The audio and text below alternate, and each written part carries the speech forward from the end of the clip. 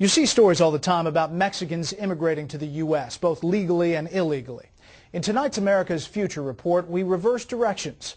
There are said to be more than 1 million American and Canadian retirees living in Mexico, and not just for the warmer climate. Correspondent Jonathan Hunt explains. When Harry and Elaine Langford decided to retire, they left the corporate world and the cold weather of the Midwest behind and headed to Mexico. We were born and raised on the East Coast. We like the Jersey Shore, so the ocean's great. And the weather's great. The weather here is better than Indiana in the winter, where we go in the summer. And cost of living is nice. The Langfords are among an estimated 1.2 million North Americans already living south of the border.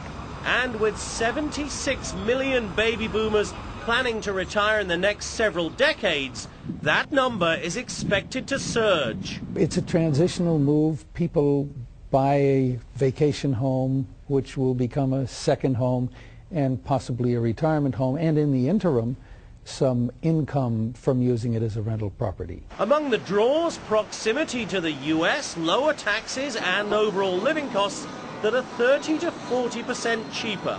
Here in Southern California, you can expect to pay in the millions for a place on the beach, but in Mexico, a similar piece of property in a gated community starts in the mid-300s. Bigger bang for your buck, your dollar goes a lot further, and right now the peso is lower, so you got a lot more purchasing power down here with your dollars. And U.S. retirees are spending their pesos near their new homes, making friends with the locals and immersing themselves in their new culture. We really have tried to patronize a lot of the local restaurants and stores and little stands. One problem that is of concern, the recent increase in violence in Mexico.